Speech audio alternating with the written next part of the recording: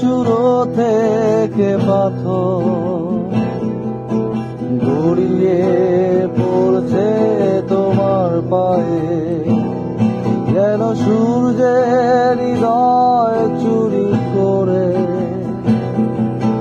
কে যেন ছড়িয়ে দিয়েছে গায়ে।